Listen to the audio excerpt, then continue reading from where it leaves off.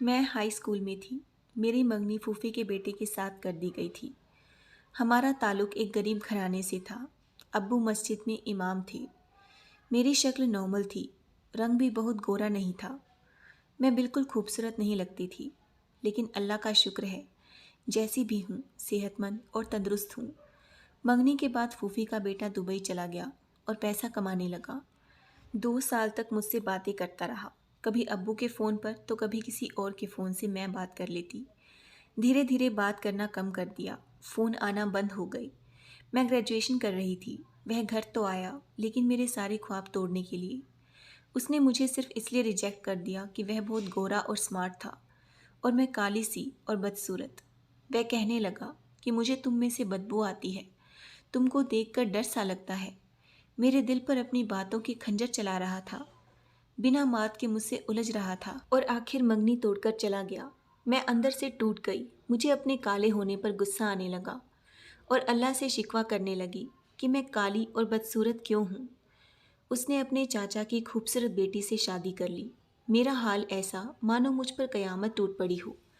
मैंने जैसे तैसे हिम्मत जुटाई और खुद को संभाला और इसे अल्लाह का कर्म जानकर उन दोनों को सलामती की दुआएं दी। इस दिन के बाद मैंने हमेशा के लिए ये चैप्टर बंद कर दिया। अब मैं कॉलेज से यूनिवर्सिटी आ गई थी। घर पर मेरे लिए रिश्ते आते थे, जहाँ मेरी सीरत के बजाय मेरी सूरत को देखा जाता और मुझे रिजेक्ट कर दिया जाता। अब तो मुझे शादी के नाम से ही नफरत होने लगी थी। मैं हर वक्त पढ़ाई में गुम रहती। मेरी ज़िंदगी जैसे किताबों में डूब चुकी थी। पढ़ना लिखना और बस पढ़कर कुछ बनना। कज़न की शादी को 1 साल बीत गया था। हमारा आना जाना भी काफ़ी कम हो गया था। बहुत वक्त हो गया था उसे देखे। फिर अचानक एक दिन वह अपने मामा यानी मेरे चाचा के बेटे की शादी में आया था। उसके साथ उसकी बीवी भी थी। मैंने उस दिन लाइट ग्रीन सूट पहना था। उसकी बीवी मेरे पास आई। मैंने मुस्कुराकर उसका वेलकम किया। दोनों को शादी की मुबारकबाद दी। वह कहने लगा, देखो मेरी बीवी है ना बिल्कुल परियों जैसी। फिर तंज कसते हुए कहने लगा, ये कैसा सूट पहना है तुमने, बिल्कुल भी अच्छी नहीं लग रही। इस सूट में तो और ज़्यादा काली लग रही हो। मेरी आंखों से ना चाहकर भी आंसू बहने लगे। मैं खामोश हो गई। मेहंदी की थाल मेरे हाथ से नीचे गिर गई। उसके सामने खड़े रहने की अब और हिम्मत नहीं थी। उसका एक एक लफ्ज़ मुझे कांटों की तरह चुभ रहा था। मैं वहाँ से वापस आ गई। मैं मास्टर्स कर रही थी। अब दिन रात खूब मेहनत करने लगी। रिश्ता ना होने की वजह से कभी मेरे लिए तलाकशुदा लड़के का रिश्ता आता तो कभी 5 बच्चों के बाप का, कभी माजूर का, तो कभी किसी 60 साल के बूढ़े का। लेकिन मैंने हर रिश्ते से इनकार कर दिया।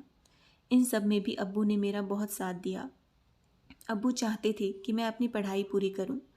अब्बू ने दुनिया के साथ साथ दीन का इल्म भी मुझे सिखाया। मैं सारी रात जग कर पढ़ती तो अब्बू मेरे पास ही बैठे रहते। जब तक मैं पढ़ती रहती अब्बू तब तक नहीं सोते। अब्बू मेरा दर्द समझते थे। मेरी हिम्मत और मेरा हौसला बने रहे। अब्बू मुझे पढ़ाना चाहते थे। कुछ दिन बाद मैंने सुना कि उसने अपनी बीवी को बहुत मारा और मार मार कर उसका बाजू तोड़ दिया। उस वक्त मैंने वजह जानने की कोशिश नहीं की। मैं मास्टर्स के साथ साथ वकालत भी पढ़ने लगी। अब्बू चाहते थे कि मैं वकील बन जाऊं।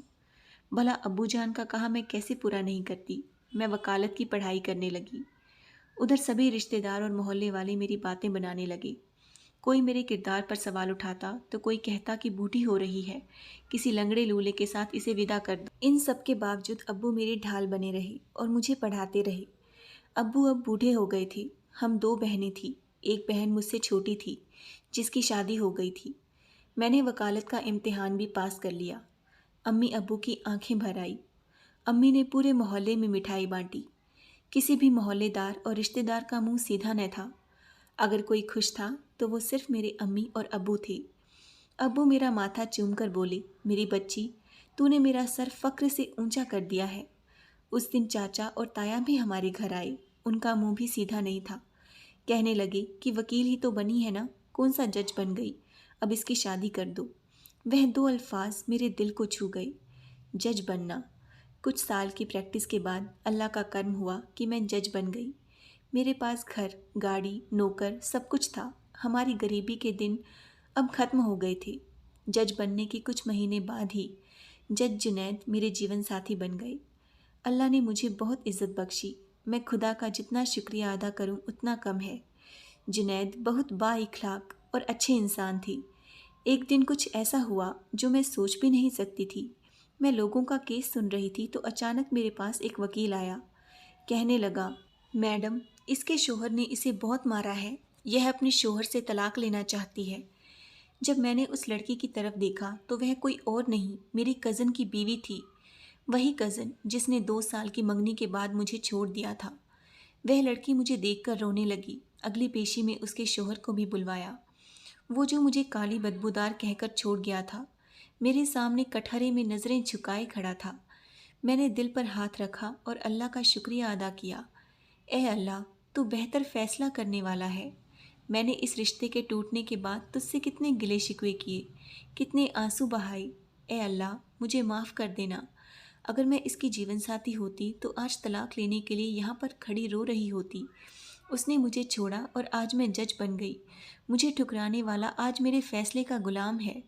वह मेरे सामने हाथ जोड़कर खड़ा था। उसके माँ बाप भी शर्मिंदा थे। मैंने दोनों को समझाया और घर आबाद करने को कहा।